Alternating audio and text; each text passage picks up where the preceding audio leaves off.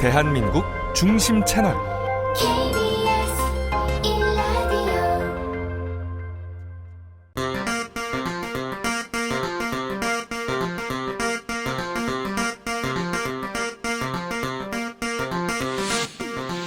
주진우 라이브 스페셜.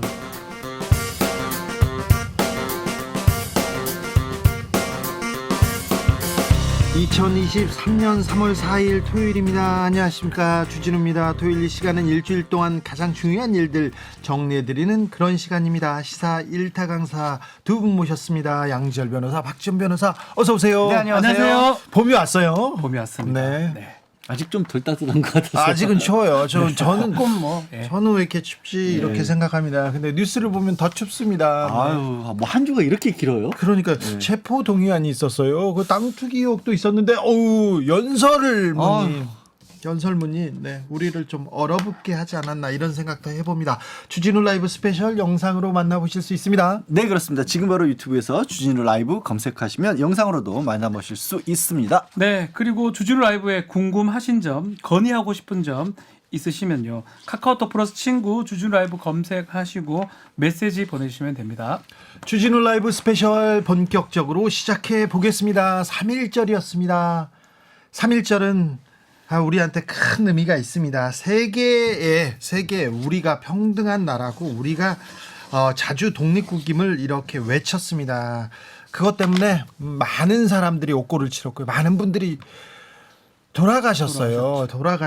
그래서 3.1절마다 우리가 그 돌아가신 순국 선열의 그 노고 이렇게 감사하고 기리는 날입니다. 윤석열 대통령 취임 후 첫 3.1절 기념사가 있었습니다. 어떻게 들으셨는지 전우용 역사학자 그리고 일본 게이센 여학원대 이영채 교수에게 물었습니다. 윤석열 대통령의 취임 후 첫 3.1절 기념사가 있었습니다. 많은 사람들이 조금 관심을 가졌는데요. 어떻게 들으셨습니까? 저는 그 구절이 굉장히 좀 답답하게 느껴졌어요. 그러니까 우리가 세계의 변화에 준비하지 못해서 나라를 잃었다. 그러니까 김성립 선언서는 어떻게 써놨냐면, 그 당시 상황에 대해서 이제 우리 조종세업을 식민지시하고 우리 문화민족을 토메이누, 그러니까 이제 야만시해서 이게 학자는 강단에서 정치가는 실지에서 이렇게 우리를 괴롭혔다. 이제 식민사학이거든요. 우리 탓으로 나라를 잃었다라고 생각하는 것이 당시 식민주의자들의 일관된 이제 논리였고, 또 거기에 부안해동했던 이제 한국인 식민지 찬양자들의 친일파들. 네, 그렇죠. 일관된 논리였어요. 그러니까 지금으로 보면 뭐냐면, 모든 사건의 책임을 피해자에게 돌리는 피해자 책임론이에요. 아니, 전쟁을 일으키고 그렇죠. 일으킨 제국주의자들이 잘못한 거죠. 당한 사람들이 잘못한 것이다라고 하는 얘기. 이건 뭐 예컨대 학교 폭력 피해자들에 대해서도 네가 못 냈으니까 왕따 당했지. 성폭행 피해자들에 대해서도 치마가 짧아서 그렇다고요. 이런 식으로 하는 그런 논리가 아니죠. 대통령의 다른 것도 아니고 인류 평등의 대의를 극명했던 역사적 사실을 기념하는 날, 우리의 독립을 기념하는 날에 축사로서는 대단히 부적절했다라는 느낌이 좀 들었습니다. 그렇습니까?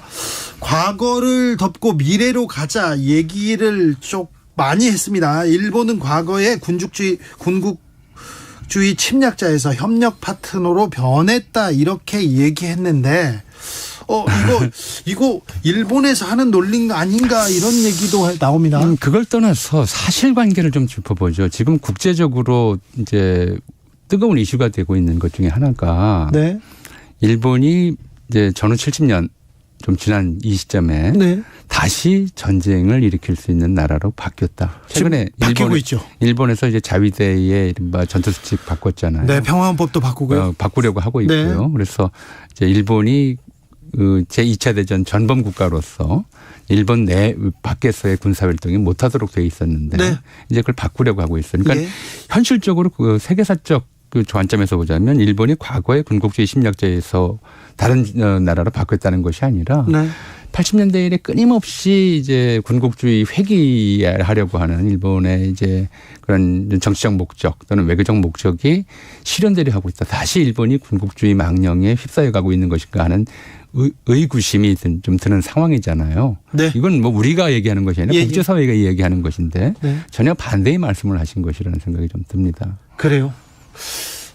그래도 과거 문제를 어떻게 좀 정리하고 미래로 가야 될 거 아닙니까? 이런 얘기를 하는 분도 많아요. 당연히 하죠. 네. 하는데 왜 그 얘기를 과거를 정리하려면 어떻게 해야 되겠어요? 네. 예를 들어 이번에 이제 한참 문제가 되던 학폭 사건들 같은 네. 경우에 보면 그 일을 잊으려면 어떻게 해야 되겠어요? 피해자 상처로 먼저 치유가 돼야 되잖아요. 그렇죠. 뭘 잘못했는지, 어디서부터 잘못했고 어떻게 잘못했는지, 그리고 사과하고 가해자가 사과하고 네. 내가 그때 잘못했다 정말 진심으로 사과하고 피해자가 받아들이고 네. 그래서 진정한 화해가 이루어지고 화해가 네. 이루어져야 미래로 함께 나갈 수 있는 거잖아요. 네. 그게 가해자가 뭐 과거 잊자고 아무리 이야기한들 그에 대해서 피해자가 거기에 동의하지 않으면 네. 협조하지 않으면 네. 그 관계가 제대로 된 화해가 될 수 없잖아요. 잊을 수도 없죠. 그렇죠. 근데 피해자 국가의 대표가 네. 대표로서 왜 가해자들이 할 말을 하고 계시냐는 거죠. 네.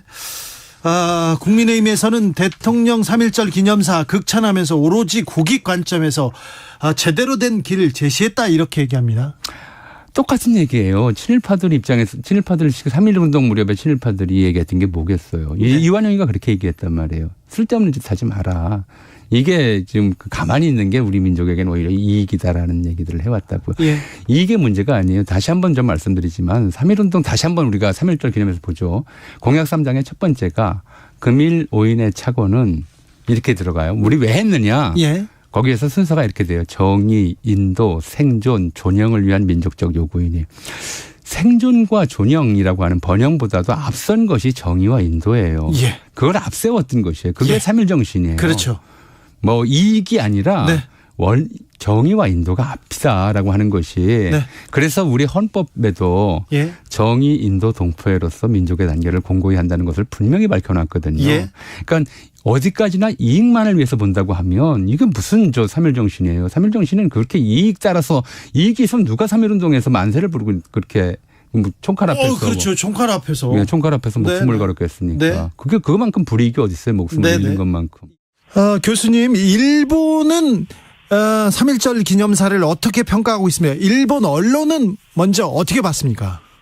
일본 언론들은 역대 3.1절 기념사는 박근혜 대통령 때도 그리고 문재인 대통령 때도 일본에게는 역사인식을 공유하지 않으면 그 이웃으로서 함께할 수 없다라는 이런 표현들이 있었고 또 최근에 이 한국에서도 이 3.1운동에 대한 여러 가지 국민 주권적 평가를 하면서 오히려 이 한국 입장에서는 일본에 조금 강경한 메시지들이 많았죠. 네. 그렇지만 이번 윤석열 대통령 3.1절 기념사는 일본의 과거사 인식에 대해서도 일체 지적하지 않았고 강제징용 배상 문제는 일체 거론하지 않았다. 또한 사죄 요구도 하지 않았다. 역대 정권과는 전혀 다른 기념사였다라고 평가를 했고요. 그래서 특히 한국이 이제 뭐랄까요, 이 일본에 대해서 반일을 벗어난 최초의 어떤 기념사라는 식으로 일본 보수 진영에서는 아주 높게 평가를 했습니다. 이번 내용에 대해서. 일본 보수 신문은 극찬했군요. 그렇죠. 특히 네. 요미우리 신문 같은 경우는 석간 일면에 톱으로 다뤘고요. 네. 한겨레 신문 같은 경우는 몇 면에 걸쳐서 이번 한국의 3.1 기념사는 어떻게 보면 일본이 요구하는 한국이 스스로 자기 역사 인식에 대해서 반성을 하고 오히려 일본이 요구하는 대로 그대로 이 한일 관계를 정상대로 돌리려고 한다. 그렇게 해서 아주 높게 평가하고 있는 것 같습니다. 일본이 요구하는 대로 한일 관계를 지금 만든다 이렇게 얘기합니까? 일본 정부나 정계에서도 그 평가가 있었습니까? 실제 일본 정부 같은 경우는 마쓰다 관방장관이 윤석열 대통령의 3.1 기념사 이후에 오후에 기자 브리핑에서 한국은 중요한 이웃이다. 그리고 한국이 한일 관계를 정상적으로 개선하기 위해 노력하고 있다. 이런 내용을 이야기를 했습니다. 예. 그것은 일본 정계에서도 아주 바람직하게 받아들이고 있고요. 실제 어떻게 보면은 일본은 한국에 강경한 적대 정책을 써왔죠. 그리고 일체 양보를 하지 않았죠. 그 결과 한국이 스스로 일본과의 관계 개선을 위해서 노력을 하고 있고 이렇게 변화한 모습들을 보면서 일본은 절대 역사 문제에 있어서는 양보해서는 안 된다. 이 원칙을 고수하길 잘했다. 아마 이런 부분에서 아주 만족도가 높다라고 이렇게 봐야 될 것 같습니다. 자, 일본의 소식을 들으니까 좀 자존심 상하네요. 속상하네요. 교수님, 일본에서 윤석열 대통령에 대한 평가는 어떻습니까? 네, 윤석열 대통령 평가는 문재인 정권과는 한일 관계가 최악이다라고 했고, 하지만요 윤석열 정권은 일본과 어떤 가치관을 공유하고 있다. 그리고 일본이 요구하는 한국의 존재 방식, 즉 역사 문제는 65년 이미 끝났고, 특히 2018년 강제징용 배상 판결에 대해서는 일본이 인정하지 않는다. 이러한 입장에 충실한 한국 정권이기 때문에 아주 높게 평가를 하고 있습니다. 그런 의미에서는 오히려 윤석열 정권이 고립되지 않기 위해서 오히려 일본도 최소한의 조치는 해야 된다. 이런 목소리들도 있는 거죠.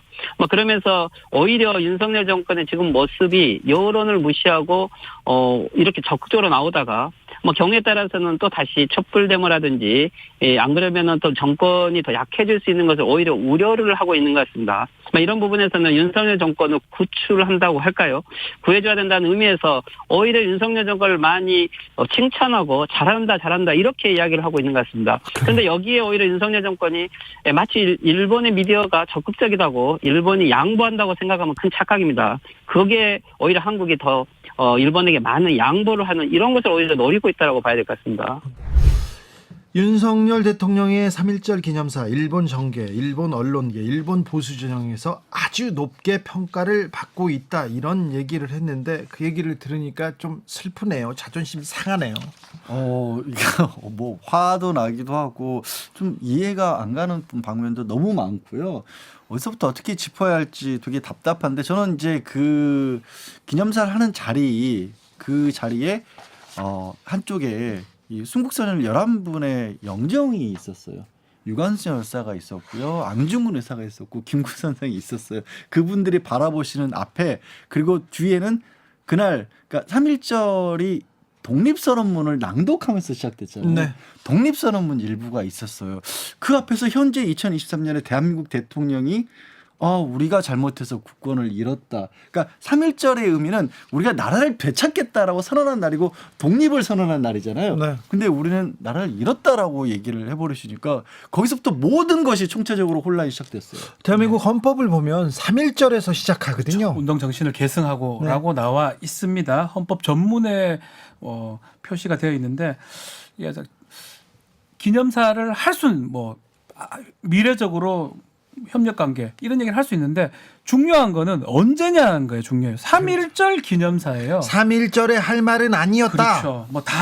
이 얘기 미래를 지향하고 대통령이 미래 지향해야죠. 가는 거는 충분히 공감할 수 있는데, 잘 지내야죠. 문제는 3.1절 기념사 본인이 직접 수정을 해가지고 5분 몇 초로 줄여서 이제 했는데, 만약에 앞에 또 과거에 대한 얘기가 있고 그 이후에 미래의 어떤 얘기가 있다면 그래도 100분 양보를 할 수가 있는데, 앞에 거 다 빠지고 미래에만 있기 때문에 이 3.1절 기념사하고 과연 맞는가, 그래서 이제 논란이 계속 되는 것 같고요. 네. 특히 해외의 외신을 보면 알 수 있을 것 같아요. 일본의 보수 신문 되게 좋아합니다. 그리고 미국도 지지한다고 하는, 미국이 어차피 항상 한국하고 일본하고 잘 일본 지내길 편이었죠. 바라니까요. 네. 그런 거 보면 결국은 국내 언론은 비판을 하고 일본에서 좋아하고, 근데 3.1절 기념사다. 그러면 사실은 이 어떤 기념사의 성격을 충분히 우리가 인지할 수 있지 않을까 생각이 듭니다. 그러니까 이날 대통령실에서는 그렇게 얘기를 했잖아요. 과거를 좀 넘어서서 과거를 뒤로 하고 미래로 나가자라는 얘기를 했어요. 네. 근데 그러려면 여러 가지 얘기가 있지만, 저는 일본의 사죄 이런 걸 떠나서 현안 문제에 대해서 그럼 일본은 어떻게 생각하고 있는지가 지금 당장 중요하잖아요. 네. 그러니까 우리만 미래로 간다고 되는 게 아니라 일본도 같이 가줘야 되는데, 마침 지금 가장 현안이 강제징용 배상 문제입니다. 네. 강제징용 배상 문제고, 3.1절 기념식기 전날 28일 날 박진우 외교부 장관이 처음으로 이 강제징용 피해자 그리고 유족들을 만났습니다. 그리고 그 자리에서 박진우 외교부 장관은 무슨 주장을 했냐면, 아시다시피 우리 기업들이 돈을 모아서 재단에 출연을 해서 그거로 대신 배상을 하자, 이게 법적으로 문제가 없다는 얘기를 했어요. 여기에 대해서 가타부타 저는 옳다 그러다 이걸 얘기 안 할 거예요. 왜 안 하냐면, 그러고 나서 그 다음날 일본 정부가 어디 신문이었는지 우리가 이제 제가 기억은 정확한데, 일본 정부가 입장을 내놨어요. 공식적인 입장이 일본 기업들에게 그렇게 한국 측에서 제3자 배상을 하더라도 니네들은 한국 기업에 돈 주지 말아라고 일본 정부가 공식적으로 입장을 밝혔어요. 일본 정부가 왜 그렇게 밝혔냐면, 뭐라고 했냐면 계속 하는 얘기가 그거예요. 그때 당시는 조선이라는 나라, 대한민국이라는 나라가 없었고 다 같이 일본이었기 때문에 그때는 한반도에서 끌고 온 사람도 일본 사람이었고 일본 내에서 일본 열도에서 끌고 온 사람들이 일본 사람이었으니까 우리가 왜 거기에 대해서 손해배상을 해줘야 되냐라고 일본 정부가 일본 기업들에게 손해배상 해주지 말라 그랬어요. 지금도 일본은 그러니까 과거 문제가 아니라 현재 일본은 그렇게 입장을 정리한 거예요. 과거의 문제가 아닙니다. 지금 현재. 근데 우리나라만 우리는 피해자잖아요, 사실. 가해자는 아직도 우리는 그럴 생각 없었는데 피해자가 우리는 과거를 묻겠습니다. 이래 버리면 이게 무슨 의미가 있어요? 그렇죠. 현재 진행형인데 다 해결된 것처럼 미래만 봐야 된 것처럼 그 부분이 또 문제고 뭐 국민의힘 입장에서도 이런 얘기를 해요. 이전 정부에서도 미래 얘기도 했다. 뭐 김대중 때도 했고 뭐 예를 들어서 누구나 다 했어요. 예. 근데 문제는 과거 얘기도 하고 길이도 사실 이거보다 많이 길었고요. 네. 특히 김대중 오부치 선언 이후에 사실 상황은 달랐어요. 그렇죠. 그때는 뭐 일본 자체가 반성을 한 상황이기 때문에 그 상황에서 3.1절 기념사가 나오는 거하고 지금 한일 관계를 봤을 때는 그때랑 지금 많이 다르다고 봐야 되거든요. 급격히 일본 사회가 우경화되면서 그렇죠. 아베 이후에 우경화되면서 아베 이후에 특히. 네, 과거사를 무시하고 이렇게 일망통행하고 있습니다. 그래서 한일 관계가 나빠졌는데 아베 그리고 보수 정부의 그 보수 정부의 그 과속 스캔들, 과속이라고 볼 수도 없죠. 이 역사 왜곡에 대해서 꾸짖지 않고 우리가 뭘 잘못했나?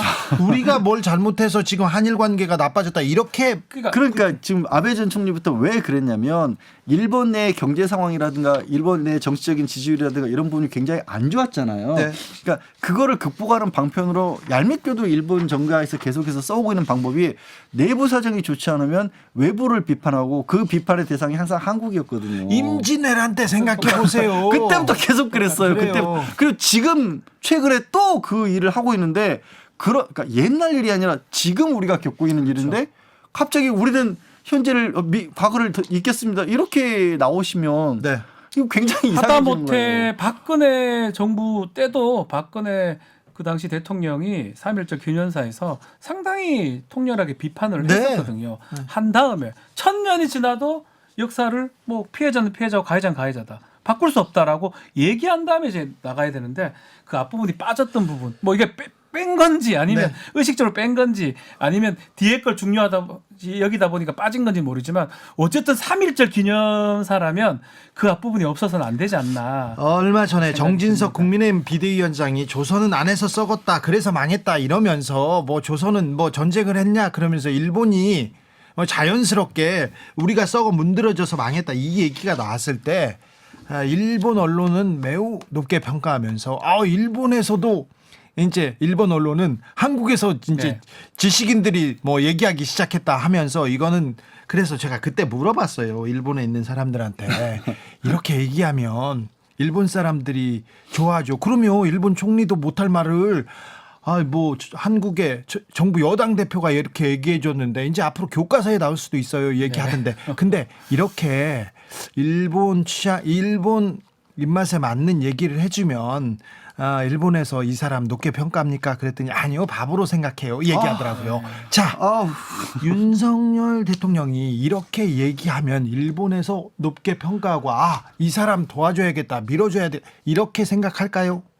별로 그럴 것 같지 않아요. 지금 얘기 나온 것처럼 본인들의 정치적 이익 때문에 그리고 본인들조차도 직접적으로 설령 그렇게 생각할지라도 표현 못하는 부분을 한국에서 해버리면 좋아하죠. 반기죠. 하지만 왜 저럴까 싶을 수도 있을 것 같고요. 그렇죠. 그리고 지금 그러면 또 하나 그럼 현재는 그렇다 치더라도 어떤 지금 윤석열 대통령이 주장하는 것처럼 세계의 변화 자체에 현재 일본과 긴밀하게 협력할 필요가 있느냐를 놓고 네. 봤었을 때 대표적으로 꽂은 게 북핵 미사일과 관련된 대응입니다. 네. 근데 미국 측에서는 뭐 북한의 대륙간 탄도 미사일이라고 하는 것 자체가 대륙간 탄도 미사일 자체가 미국을 겨냥한 거잖아요. 물론 우리도 위협이 되고 일본도 핵에 대한 거의 유일하게 핵 전쟁을 핵폭탄을 겪은 국가니까 굉장히 두려움을 가진 건 맞아요. 그러면 이 상황은 미국과 일본이 협력하기 위해서 한국에 손을 뻗어야 될 상황이에요. 쉽게 말씀드려서 오히려 일본이 아쉬운 소리를 해야 될 상황이죠. 군사와 관련해서는 군사 정보와 관련해서는 그렇죠. 한국한테 그 사람들이 네. 고개를 조아려야 됩니다. 우리 좀 어떻게 좀 받아들여줘. 왜냐하면 우리가 가장 근접해 있기도 하고 가장 정보가 제일 네. 위치상으로 지리상으로 그렇기 때문에 지소미아 파괴했을 때 일본이 얼마나 제일 충격을 받았었죠. 그렇잖아요. 사실은. 그것을 지렛대로 해가지고 외교라는 거지 얻어야 되는데 뭐 이런 기념사 결과를 봤을 때는 그 모든 것을 포기해버리는 그런 결과가 되죠. 자존심을 구긴다고 해서 그게 이렇게 반드시 이기는 길은 아닌데요. 자존심까지 버리면 이거는 이길 수가 없는 게임이기도 합니다. 왜 그래야 되는지를 모르겠어요. 지금 상황이. 자, 외교에 대해서는 좀 더 고민해 주시고요. 제가 애정어린 조언 하나 드리겠습니다. 윤석열 대통령 3.1절 기념사 이렇게 쭉 봤는데 연설문 이렇게 쭉 읽어봤거든요. 맥락이 안 맞고요. 툭툭 튀어요. 연설문 쓰는 사람이 역사의 인식이 있는지 아니면 생각이 있는지 애정이 있는지 다 부족하다고 생각합니다. 기본적으로 연설문이 앞뒤 선후관계가 맞지 않는다. 이 얘기 한마디 해드립니다. 정말 좀 잘 좀 해주세요. 대통령이시잖아요. 자, 이재명 민주당 대표 체포동의안 표결 후폭풍 계속됩니다. 사실은 이 뉴스가 정치 뉴스를 다 덮어야 되는데 연설문이 그냥 다시 뉴스를 가져갔어요. 그렇게 해서 이 문제가 어떻게 될 것인지 지금 민주당도 국민의힘도 지금 초미의 관심사로 떠올랐는데요. 국민의힘 하태경 의원 그리고 민주당 이상민 의원과 이야기 나눠봤습니다. 이 결과 어떻게 보셨습니까? 근데 이제 제가 그 전에 이제 한 인터뷰에서 이탈이 많을 거라고 얘기했어요. 부결에 참여하지 않는 이탈표가 한 35표 이상 될 거다라고 했잖아요. 그래서 그게 뭐 거의 그대로 나왔죠. 그러네요. 35표 그쯤 지금 부결에 참여하지 않은 거죠. 네. 자, 그래서 지금 뭐 민주당이 이제 국민들은 잘 모르고 있었는데 사실상 심리적으로 분당 상태였어요. 그래요? 그래서 심리적 분당 상태였다는 것을 오늘 이제 투표 결과가 보여주고 있는 거죠. 그러죠. 오늘은 압도적인 부결이 될 것이다 이렇게 얘기했는데 이탈표가 30여 표 나왔습니다. 여당 국민의힘 의원들끼리는 어떤 말씀 나누셨어요? 이제 기준이 지난번 노웅래 의원 이제 똑같은 체포동의안 표결 때 그때 160 몇 표 부결이 나왔잖아요. 그때보다도 그죠? 표가 더 적게 나왔습니다. 굉장히 적게 나왔죠. 그리고 이제 민주당이 165석인가 그렇고 저기 169석이고요. 구석이고 친민주당 의원들이 있잖아요. 무소속에. 이제 그러면은 한 175표 이상 나와야죠. 모두가 다 이제 부결에 참여한다면. 그래서 거의 35표 내지 38표 이 정도가 지금 이제 이재명 대표 사실상 대표 탄핵을 한 거죠. 사실상 대표 탄핵으로 봅니까? 정치적 타격을 가한 거죠. 그 체포 동의안 문제가 아니라 지금 영장 실질 심사 받아라 이렇게 얘기하는데 정치적 탄핵까지 생각할 정도로 그렇게 심각한 사안입니까? 그렇죠. 이번에는 사실상 뭐 당론 투표는 아니지만 형식적인 면에서는 당론 투표는 아니지만 내용적으로는 사실상 당론 투표를 강제했죠. 왜냐하면 이 무기명이기 때문에 형식적 당론 투표 강요가 별 의미가 없어요. 누가 어떤 투표인지 몰라서. 그래서 뭐 민주당 내에서는 그 부결 찍지 않은 사람들은 뭐 당 나가라 지금 이런 이야기들이 나오고 있는 거예요. 그렇습니다. 지금 친 이재명계 그리고 또 민주당 극성 지지층에서는 지금 이 기회에 뭐 나가라 이런 얘기도 합니다. 노웅래 민주당 의원 체포동의안 때는 반대표가 161표였는데요. 그보다도 더 적게 얻었습니다. 그런데 자, 이재명 대표 신상 발언했어요. 한동훈 법무부 장관도 설명했고요. 자, 한동훈의 설명 그리고 이재명의 신상 발언 어떻게 들으셨습니까? 그러니까 이제 한동훈 장관이 굉장히 상세하게 얘기를 했잖아요. 그리고 물적 증거, 인적 증거까지 이야기를 했고 여태까지 진술만 있지 증거는 없다.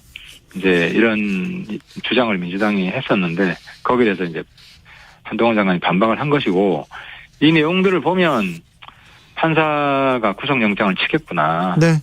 라는 게 명확해 보이죠. 그래서 이재명 대표가 왜 체포 동의안 뒤에 숨었는지, 왜 당당하지 못했는지 그 이유를 알 수 있는 거죠.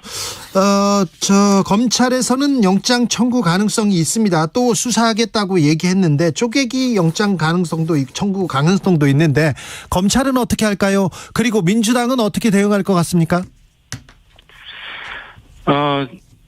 체포 동의안이 이제 또 올라오면 이번보다 더 늘어나겠죠. 네. 반대하지 않는 사람들이. 아, 그래요? 예, 더 늘어날 것이고. 왜냐하면 이제 총선 시간표가 앞당겨 다가올수록 이재명 대표 체제 하에서 총선을 못 치르겠다는 사람들은 늘어날 수밖에 없어요. 이게 범죄 혐의가 명확하고 또 남았잖아요. 뭐 대북 송금이라든지 뭐 대법관 회유 등등 이런 것들이 계속 남아 있기 때문에 그래서 아마 이재명 대표 당과 친명당과 반명당으로 점점 더 분화가 심화될 겁니다. 민주당. 네. 국민의힘은 이 상황 보면서 어떤 지금 미소를 숨기고 있습니까? 우리 당 입장에서는 네. 좀 안타깝죠. 안타깝다. 이제 사실 정치적 실익만 생각하는 거는 소인배 정치고요. 예. 민주당이 잘해줘야 우리 당에게도 자극이 되고 사실 우리 당도 딱히 잘하고 있지는 않잖아요. 지금 누가 덜 못하냐 경쟁처럼 돼 있는 거 아닙니까 정치판이. 네네. 그러니까 이런 정치를 혁파하자는 게 제 개인적인 생각이고 대다수 의원들 생각이고요. 그래서 민주당이 잘 안 되는 것에 기대어서 우리 당의 지지율을 유지하고 있는 것 자체도 사실 창피한 거죠.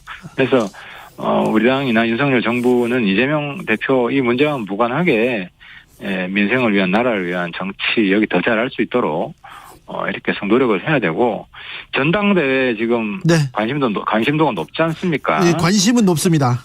이게 왜 그러냐면 대통령이 사실상 누구를 지지한다는 게 명확해진 조건에서도 네. 사실 게임 끝났다고 볼 수 있잖아요. 그렇게 보면. 네. 그런데도 불구하고 관심이 높다는 것은 우리 당이 변할 수 있는 포텐셜이 있다. 이런 부분들을 국민들이 좀 보고 있는 거 아닌가 생각이 됩니다. 우선 반란표가 많이 나왔어요. 어떻게 보셨어요? 반란표라고 하면 좀 그렇고요. 네. 어쨌든 각각 의원들의 어쨌든 소신에 따른 네. 그 표인데 저도 이 정도까지 될 줄 몰랐습니다. 대략은 네. 한 10표 내외 정도는 찬성이 있을 것이다. 예. 그런 움직임이 있었고 차마 찬성은 못하는데 네. 그렇다고 양심상 반대도 못하겠다. 네. 부결도 못 시키겠다. 그러려면 그냥 무효나 기권해야 되겠다. 이런 의원들이 3355 만나면 상당수 됐습니다. 많았었군요. 예. 그런데 이제 당 지도부에서는 압도적 부결이라고 했는데 제가 좀 의아스러웠어요. 그게 좀 상황을 잘못 보고 있구나. 이 결과가 의미하는 바가 뭡니까? 진짜 가결 같은 아픔의 부결이라고 어떤 언론은 그렇게 하고 있던데요. 그보다 더 심하죠. 아주 뼈아픈 더불어민주당에 대해서는 그러니까 이재명 대표는 물론이고 저희 더불어민주당에 대한 경종의 의미고 이것이 거의 막바지에 이른 경종이라고 생각됩니다. 네. 무효표, 기권표가 많았어요. 이탈했다고 봐야 되나요? 소신이라고 봐야 되나? 얘기하는데 이렇게 생각하는 분들이 많았습니까? 민주당 내에서? 많았습니다. 많았어요? 가결하기는 그렇고 예. 그렇다고 부결에 찍기는 양심상 못하겠고 네. 그러니까 그냥 무효나 기권해야 되겠다. 아무것도 안 쓰고 내야 되겠다. 이런 의원들이 3355 만나면 많았습니다. 네. 여당에서는 정치적 사망 선고다 이렇게 표현하던데 사망까지는 아니죠? 예, 그 정도까지라고 여당에서는 그렇게 보고 싶지는 문제는 모르겠습니다만 네. 그 정도로는 지나친 표현이고요. 네. 다만 저희들이 받아들이는 건 그 이상 경종의 의미로 받아들여야 된다고 생각합니다. 네. 자, 근데 민주당에서요, 당내 친명계 의원들, 점잖기로 소문난 정성우 의원도, 이 정도인 줄은 몰랐다. 그런 사람들과 같이 갈 수 있는지 모르겠다. 이렇게 좀. 제가 볼 때는 감정이 좀 격앙돼서 한 말이라고 생각되고요. 예. 그런 표현이나 그런 생각은 좀 삼가해야 되겠죠. 예. 생각이 다르고 예. 서로 간에 입장이 달라서 무기명 비밀 투표를 한 것이고 예. 그 결과가 나왔으면 오히려 겸허하게 받아들여야 될 것이라고 생각되고요. 예. 이것을 다른 표가 나왔다고 해서 같이 갈 사람들이 아니다. 그럼 어떻게 하겠다는 거예요? 그럼 뭐 그렇다고 뭐 당을 나눠서 할 수는 없는 거 아니겠습니까? 분당 얘기를 하는 사람이 있습니까? 심적 분당 사태 이런 얘기하는 사람도 있는데요. 뭐 하다 보면 우리가 뭐 부부끼리도 하다 보면 네. 정말 꼴 보기 싫고 뭐 당장 뭐 이혼 도장 찍고 싶다 이런 생각 든 경우도 있지 않겠습니까? 네. 뭐 근데 그렇다고 이혼하는 건 아니잖아요. 네. 뭐 그런 정도이지 생각이 다르다고 해서 또 부대끼고 서로 이질감을 느낀다고 해서 그때마다 뭐 나누고 그러면 뭐 언제 힘을 합치고 뭘 해내겠을 수 있겠습니까? 네. 그런 건 뭐 지금으로서는 거론될 서는 안 될 말이라고 생각합니다. 이재명 대표의 선택에 관심이 집중됩니다. 민주당에서 이재명 대표 스스로 거치 결단해야 된다 이렇게 얘기하는 사람들이 있습니까? 그렇게 얘기하는 분들도 있고요. 네. 뭐 절대 뭐 그런 것은 있어서는 안 된다. 네. 뭐 거기서 이제 결단에 조치라는 것은 대표직을 사퇴한다든가 뭐 이런 거 아니겠습니까? 네. 대표직을 사퇴해서는 안 된다, 해야 된다. 이런 양쪽으로 많이들 나눠져 있죠. 많이 나눠져 있습니까? 예. 대표직을 사퇴해야 된다 이런 민주당 의원들이 많습니까? 적지 않습니다. 적지 않습니까? 예. 왜냐하면 이 상태로 계속 갔을 때 과연 당이 감당 가능한가. 예. 어쨌든 이재명 대표의 사법적 리스크가 하루 이틀 해결될 문제도 아니고 예. 그렇다고 뭐 화끈하게 뭐 해소한 것도 아니고 네. 그냥 내년 총선까지 이어지는데 이렇게 되면 당이 입는 타격은 거의 뭐 치명적이라 봐야 되기 때문에 네. 뭐 그 걱정을 많은 의원들이 생각한다면 이재명 대표가 성당 후사 정신으로 네. 자신이 좀 억울하다 하더라도 본인은 사법적 의혹을 무고함을 밝히는 데 집중하고 네. 당은 차단시키는 그런 조치가 필요하다고 생각하는 분들이 많습니다. 그래서 민주당은 어떻게 되는 겁니까? 어제였습니다. 어제 공직선거법 위반 혐의로 이재명 대표 재판을 받기 시작했습니다. 김문기 몰랐다 이 혐의인데요. 앞으로 기소되면 재판은 계속될 거고 사법 리스크가 온다. 그래서 민주당은 이재명 대표는 어떻게 될 것이냐 다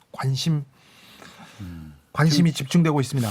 그러니까 이번에 좀 큰 표차로 부결만 됐다고 하더라도 계속해서 예를 들어 영장 청구를 하게 될 경우에 야 이건 검찰의 정치적인 움직임이다라고 해서 좀 순차적으로 계속해서 거부해 나갈 수 있는 명분도 생기는데 이번에 좀 아슬아슬하게 이게 부결이 되다 보니까 다음번은 어떻게 되는 다음번 거지? 어떻게 될지 그리고 검찰 입장에서 봤을 때도 이러면 다음번 영장 청구하면 될 수도 있겠네라는 생각을 할 수도 있잖아요.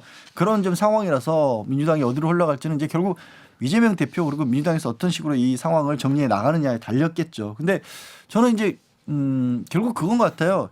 그 직전까지 우리가 생각해 보면 다들 큰 표차로 부결될 것이라고 생각했던 큰 이유가 법적으로만 따져봤을 때 저는 뭐 변호사니까 구속영장만 놓고 봤었을 때도 명확해 보이지 않았거든요. 네. 근데 그러다 보니까 그걸 좀 그 당위성 이렇게 구속영장이 좀 엉성하다라고 주장하는 쪽에서 그걸 좀 더 적극적으로 다른 의원들에게 그렇게 생각하지 않는 의원들에게 좀 설명하는 작업이 좀 부족했던 게 아닌가 하는 생각도 좀 듭니다. 자, 한편으로는 너무나 이제 최소 30표 또 많으면 38표 이상의 이탈표 또 반란표라고 표현하기도 합니다. 지금 나왔는데 뭐 그렇다면 이게 어떤 개개인의 어떤 양심, 개개인의 투표의 결과가 모여서 됐다기보다는 뭔가 조직적인 최소한 조직적인 아니면 335 조직적인 뭐 있었다고 보는 게 맞는 것 같고요. 특히 눈에 우리가 띄는 부분이 무효표 같은 거예요. 기권까지는 가능하죠. 안 찍으면 기권이니까요. 무효가 10표가 나온다. 사실은 이 국회의원들이 초등학생도 아니고 무효 나온다는 건 점 찍거나 엉뚱한 걸 적었다는 거거든요. 이상한 거를. 그거는 사실은 의식적인 어떤 기권이나 의식적인 찬성표라고 보는 게 맞는 것 같아요. 그래서 친명계에서는 이건 배신이다 이렇게 얘기해놓고 또 비명 반명계에서는 아니 민주주의에서 그런 소신도 못 드러내냐 얘기합니다. 아니 이제 사실 인사 관련해서는 무기명 투표가 맞긴 한데 제가 다 확인은 못 해봤지만 다른 나라에 이렇게 무기명 투표하는 경우는 사실 없습니다. 그리고 또 우리가 눈에 띄는 부분이 의총을 직전에 열었어요. 당론을 정하냐 마냐 열었는데 그때 총의를 모았어요. 부결하는 걸로. 그래서 얘기를 해야죠. 만약에 자기 뜻이 확고하다면. 그리고 지금에서도 얘기를 하는 게 맞아요. 제가 국회의원이라면 아니 내가 양심을 걸고 했으면 뭐가 꿀립니까? 나는 찬성해야 된다. 나는 불체포 특권 없애야 된다. 특권 없애야 된다 생각한다. 영상 실제 받아라. 이렇게 얘기하면 되는 거잖아요. 자, 그런 사실은. 얘기는 없고요. 부글부글 수면 아래에서는 끓고 있습니다. 그런데 더 심각한 것은 지지자들이 이거 반란표 색출 작전 이게 개시해야 된다, 색출해야 된다 얘기하고 있고 이낙연 영구 제명 청원을 하고 있어요. 이게 굉장히 큰 갈등의 골로 자리 잡을 가능성이 큽니다. 심지어 뭐 단적으로 물론 얘기지만 분당 얘기까지 나올 정도까지 상황이 돼버렸잖아요. 아마 여기에 뭐 지금 박 변호사 얘기한 것처럼 자기의 소신이라고 할지라도 이렇게 좀 반대표를 적극적으로 던지지 않았던 의원들도 이 정도 상황까지는 예견을 못했던 것 같아요. 그러다 보니까 이제 민주당에서도 이재명 대표는 자중해 달라는 부탁을 하고 있지만 또 뭐 지지하는 측에서는 야 이거 그냥 뒀다가는 어떻게 될지 모르겠다. 이게 그냥 가만히 있지 않겠다는 모습을 보여줘야 하는 거냐 아니냐 이런 식으로 나오고 있어서 빨리 좀 정리가 돼야 될 텐데 예견이 불가능한 정도의 상황이네요. 저도 봤었을 때. 근데 저 쉽게 이 상황이 예를 들어서 이 대표가 좀 자중해 달라고 부탁을 했다 그래서 그냥 가라앉을 상황 같지는 않아요. 그러니까 문제가 사실은 뭐 불체포 특권의 포기라든지 지금 검찰의 영장이 적법 절차라든지 아니면 영장의 발부가 필요한지 정치적 목적인지 이게 아닌 것 같아요. 궁극적인 목적은 세력 다툼으로 보이기도 하고 네, 공천 갈등으로 보이기도 하거든요. 명확해요. 그 부분이 가장 문제인 거예요. 네. 비명이냐 친명이냐. 네. 내가 비명이면 앞으로 공천받기 어렵다. 그렇기 때문에 뭐라도 해가지고 공천받는 여지를 만들어야 되는 거 아니냐. 이재명 대표가 지금 있다면 나 공천 못 받으냐. 이재명 대표를 뭐 없게 만들거나 해야 되지 않느냐.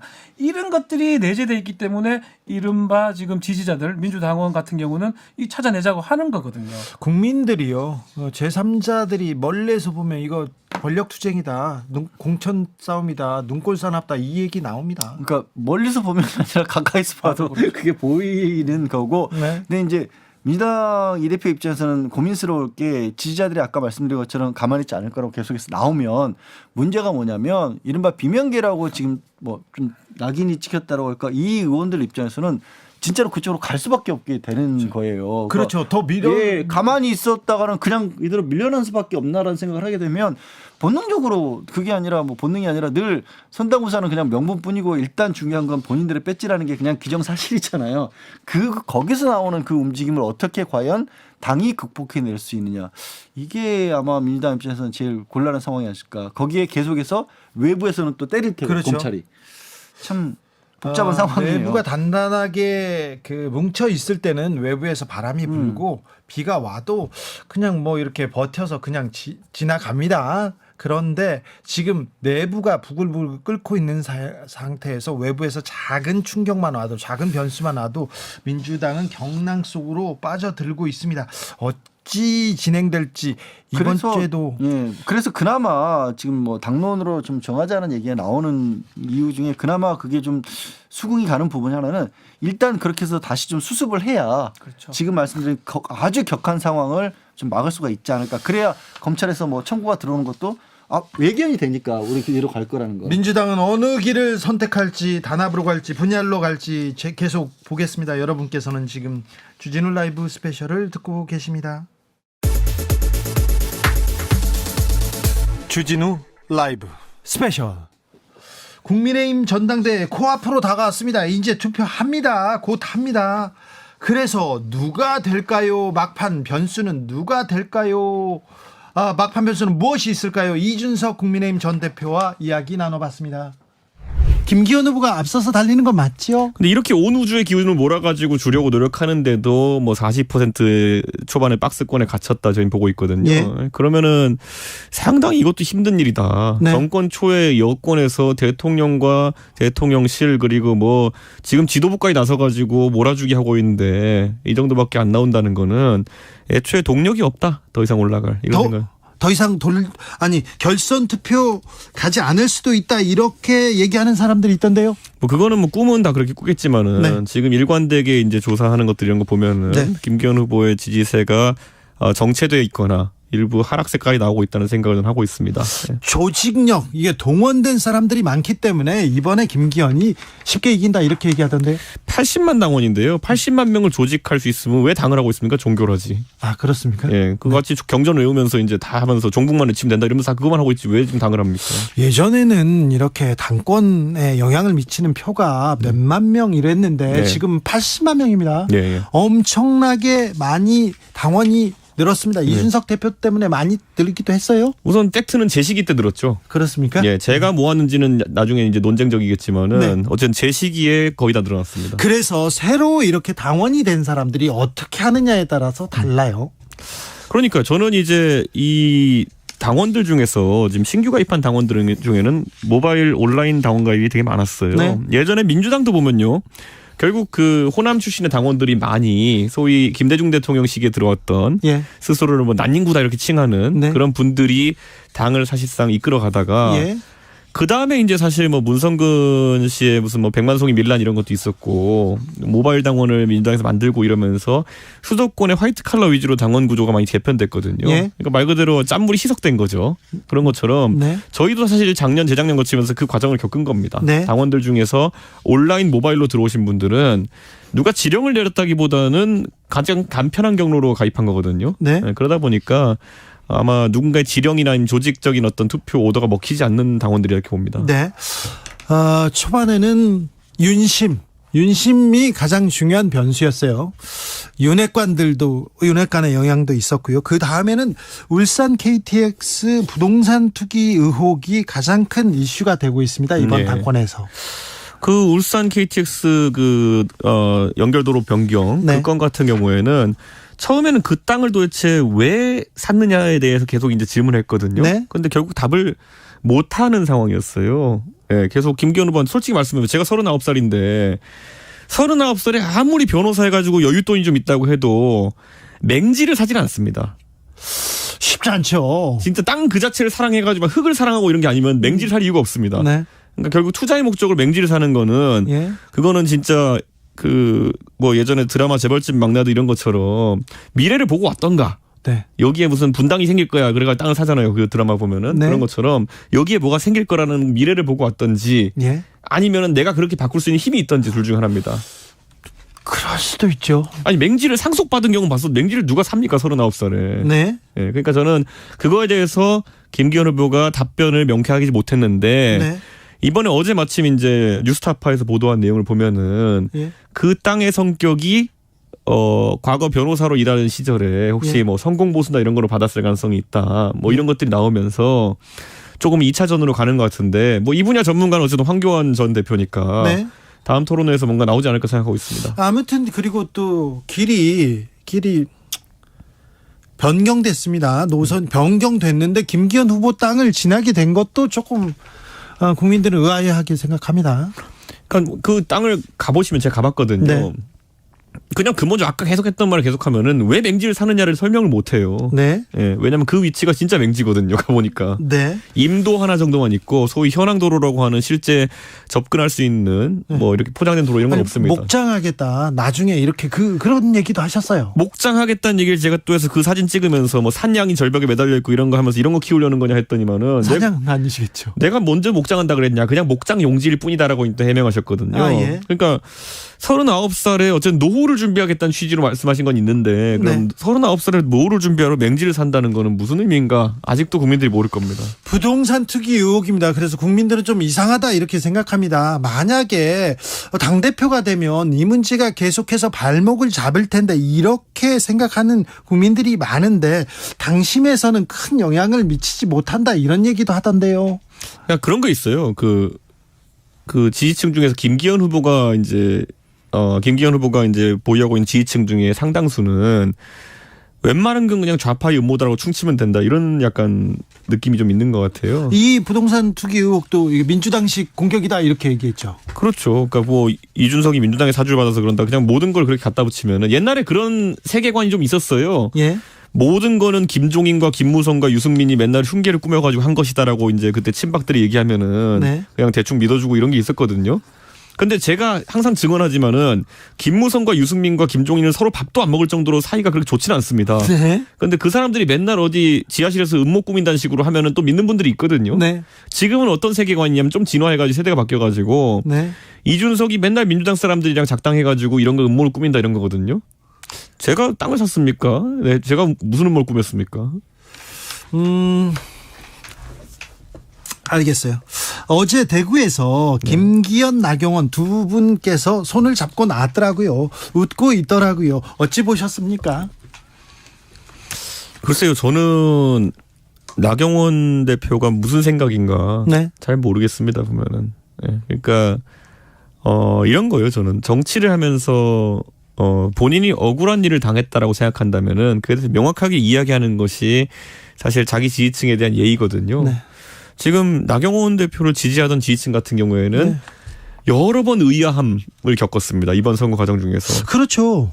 처음에 나경원 대표를 오히려 용산에서 미는 거 아니야? 이런 분위기로 가다가 나중에는 왜 싫어해? 혹시 나경원 의원 실수했나?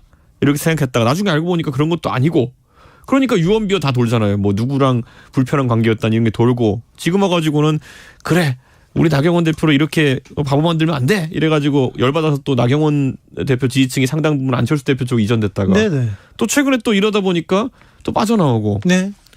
참 나경원 대표 지지층 하기 힘듭니다. 아니 그렇죠. 그런데 네. 마음을 준 거잖아요. 지지자들이. 네. 그래 나경원 좀 해봐라. 네. 마음을 준 거잖아요. 안철수 그래 안 돼. 안철수 좀 해봐라. 이렇게 네. 지지자들이 이렇게 마음을 주고 밀어줬는데 그분들이 전혀 좀 역할을 정치적 그 비전까지는 아니더라도 메시지를 전혀 내지 않는 것 같아요. 그러니까 저는 이런 거죠. 그러니까 그 나경원 의원이 사실 어느 시점에서 강단 있게 행동하지 못한 사례들은 저도 개인적으로 몇 개 기억하고 있습니다. 네. 예를 들어서 예전에 바른정당을 차릴 때 네.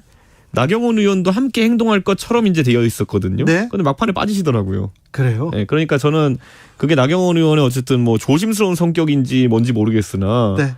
뭐 그렇게까지 박력 있는 강단 있는 행동을 또 하는 스타일은 아니다 이렇게 봅니다. 자, 그래서 물어봅니다. 결선 투표 갑니까? 가죠. 누가 갑니까? 천하람, 김기현. 김기현 가는데 2등을 천하람이 갑니까? 그렇죠. 예. 천하람이 지금 근데 각종 조사에서는 뭐 3등으로도 있고 2등 조사도 있습니다. 잠시 후에 말씀드리겠지만 그런데 천하람이 올라갑니까? 그 지금 하는 조사는요. 네. 소위 말하는 지지층 조사입니다. 네. 그러니까 1000명을 전화 걸어가지고 국민의힘 지지층이라 답하는 보통 한 300명, 400명 정도 샘플한테 누구 지지하냐를 물어보는 건데요. 네. 당원은 그것과 좀 다릅니다. 예. 지지층 국민 중에 통계 내는 거지만은 당원으로 가입한 사람들은 약간 다른 경향성을 보입니다. 네. 어느 정도로 누군가 개인을 정말 좋아해서 가입하거나 뭐 네. 이런 게 있어야 되는 거거든요. 네. 그러면 예전에 아까 말했던 것처럼 제가 대표할 시기에 당원들이 많이 늘어났는데 많이 늘어났어요. 그때 안철수 의원은 우리 당에 없었어요. 아, 그렇죠. 그러니까 안철수라는 개인을 바라보고 들어온 당원은 그 시기가 없다 이거예요. 네. 그러다 보니까 안철수 의원이 지지층 조사에서 보이는 것과 그 당원 조사에서 나오는 것이 좀 다를 것이다 이렇게 네. 봅니다. 지난 21일과 22일 폴리뉴스와 경남연합일보 의뢰로 국민의힘 지지층 대상으로 당대표 지지했습니다. 지금은 다 지지층 조사입니다. 천하람 22.8%로 안철수 17.9%를 누르고 2위에 올랐습니다. 그 조사가 당원 조사입니다. 네. 자세한 내용은 중앙선거 여론조사 심의위원회 홈페이지 참조하시면 됩니다. 자, 그래서 결선에 김기현 천하람이 갔어요. 네. 갔어요. 그리고 이변을 예상하는 사람도 있습니까? 예상 정도가 아니라 그런 거 좋아하잖아요 사람들이. 네. 예, 왠지 이렇게 온 우주의 기운을 몰아가지고 대통령까지 밀어가지고 네. 이렇게 막 누굴 밀려 그랬는데 네. 안 되면 괜히 기분 좋잖아요. 아니 강자가 이렇게 또 좌절하면 그렇기도 그게 하죠. 대한민국 국민들이 바라는 네. 정말 예전에 노무현 대통령의 성공 스토리이기도 했고 이제 뭐 약자로 시작한 사람이 적수공권으로 이렇게 쭉 올라가는 느낌. 그거에 국민들은 카타르시스를 느낄 것이다. 그래서 당장 저는 확신합니다. 만약에 이제 8일날 우리가 이제 그거를 하는데 거기서 결선 투표 가고 천하람 후보가 결선 투표 진출한다. 그러면 주진우 기자도 카타르시스를 느끼면서 바로 천하람을 섭외하려고 할 겁니다. 네, 그렇죠.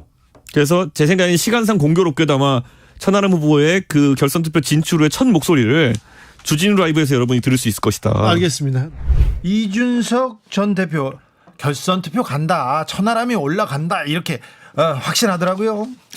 글쎄, 그야 뭐 이수석 전 대표는 네. 그렇게 얘기를 해야죠. 네, 그런데 결선 투표 가지 않을 것이다. 김기현 대세론 이미 불었다. 이런 얘기도 많습니다. 오히려 그쪽이 조금 더 좀 무게가 쏠리고 있어요. 그 변호사님도 그렇게 보시네요? 뭐 일단은 사실은 결국은 이 당정이 좀 이렇게 같이 가는 모습을 당원들이 생각을 하는 것 같아요. 그러니까 불협화음이 나는 것보다는 당이 좀 국정을 운영하는 데 도움이 될 수 있는 그 방향을 생각하다 보니까 만약에 결선을 가면 뭔가 뒤집어질 수 있다 생각이 들면 막 모여서 첫 번째 본선에서 1위가 김기현 나올 수 있지 않을까. 막 모여서 지금 예. 막 모여 있는 게 사실인 것 같습니다. 사실 지금 국민의힘 경선 처음에는 윤심, 윤핵관 얘기하다가 네. 찍어내기 얘기하다가 그 다음에 김기현 후보 땅 투기 의혹으로 이거 되겠어, 이거 너무하네 얘기 나왔는데 그 이후에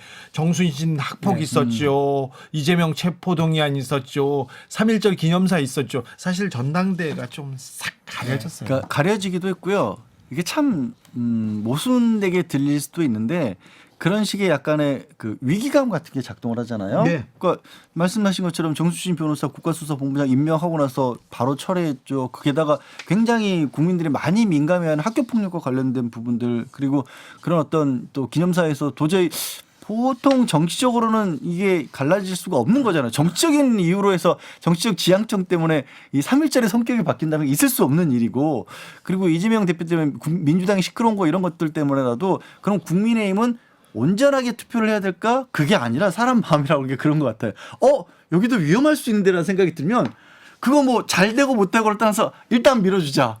참 이게 진짜. 특히 땅 투기 의혹이 뭐 마지막 편에 아주 쟁점이 되고 변수가 될 뻔했는데 네.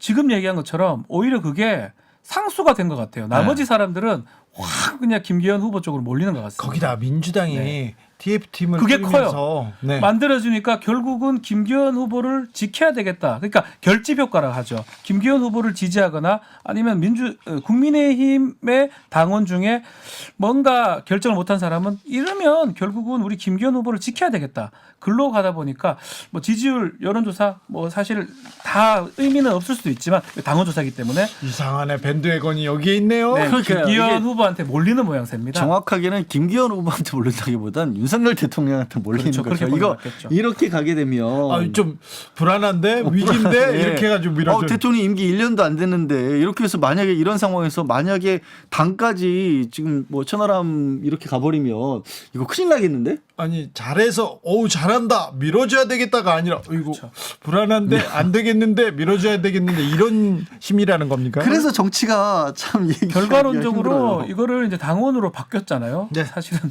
여론조사가 있었는데 그게 이제 있었으면 상황이 진짜 어떻게 될지 모르는 상황이 됐었을 것 같아요. 예. 여론조사가 막 포함돼서 예전에 그러게요. 이준석 전 대표가 될 때 그때 전당대회 룰이었다 그러면 어찌 될 줄 모를 상황인데 어쨌든 간에 지금 당원들 100%로 지금 뭐 투표를 하는 상황이기 때문에 일단 지금 현상으로 봤을 때는 결선 애매한데 결선까지 안 갈 가능성이 좀 더 크지 않을까 오히려. 그러니까 네. 다 걸림돌이 됐거든요. 김기현 본인도 그랬고 지금 말씀드린 정순신 변호사도 그랬고 하다못해 청년 최고위원 장해찬 지금 후보로 나선 장해찬 후보마저도 구설수에 올랐었거든요. 이거 구설수 너무 많아요. 그러니까 구설수가 많으니까 흔들릴까 싶은데 흔들리면 안 돼 하면서 잡아주는. 그래서 그러면 장해찬 최고위원 후보도 가능성이 높습니다. 저는 갈 것 같아요. 이게 또 구설수가 많고 네. 흠이 많은데요. 의혹이 많을수록 당원 투표잖아요.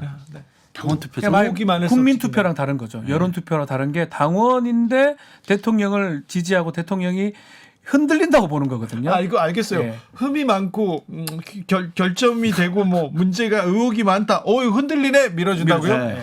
참 이상한 선거도 다 있네요. 그래서 이상한 뭐 투표도 다 조심스럽게 뭐 아직 시간은 좀 남았지만 며칠 남았지만 네.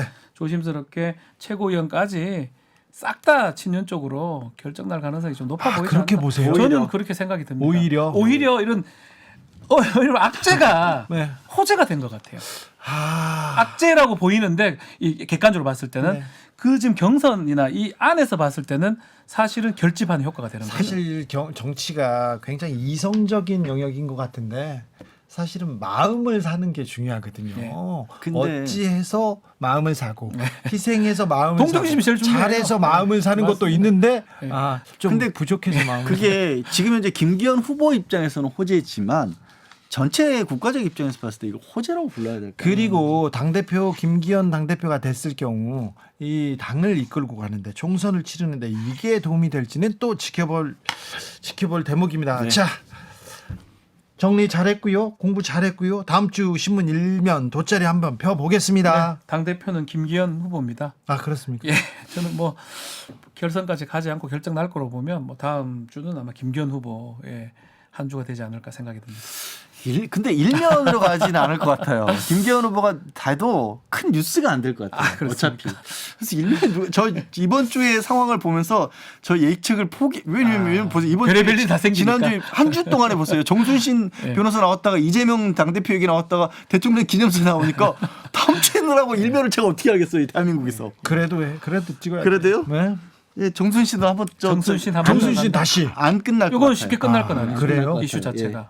아, 그렇습니까? 예. 학폭이 국민들의 마음에 왜냐하면 정서적인 그 드라마하고 또 다시 드라마가 합니다. 더 글로리. 드라마랑 같이 갑니다. 연진아. 예, 네. 연진아 아빠가 검사니 어. 이렇게. 연진아 아빠, 순신 아빠. 네. 그 얘기 또 나오는구나. 네, 그렇군요. 같이 갑니다. 예. 야, 김기현, 정순신 쌍끌이로 그러면 이거 희망적인 뉴스는 아니잖아요. 또 가슴 아픈 뉴스잖아요. 정순신 전 검사의 아들은 서울대 가서 잘 살고 있고 학폭 피해자는 학교도 가지 못했다. 그런 뉴스를 보고 굉장히 가슴 아팠는데요. 더 글로리의 결론이 어떻게 나느냐에 따라서 그래요? 국민의힘이 시사가 어떻게 되냐가 달라질 거예요. 연진아 송혜교한테 달렸어. 네. 알겠습니다. 자, 주진 라이브 스페셜 여기서 인사드리겠습니다. 양지열 변호사, 박지원 변호사 오늘도 감사했습니다. 네, 고맙습니다. 주진 라이브 스페셜 여기서 인사드립니다. 봄입니다. 봄을 만끽하셔야 됩니다. 네, 제발 잘 지내시고요. 행복하시길. 저는 다음 주 월요일 오후 5시 5분에 돌아오겠습니다. 지금까지 주진우였습니다.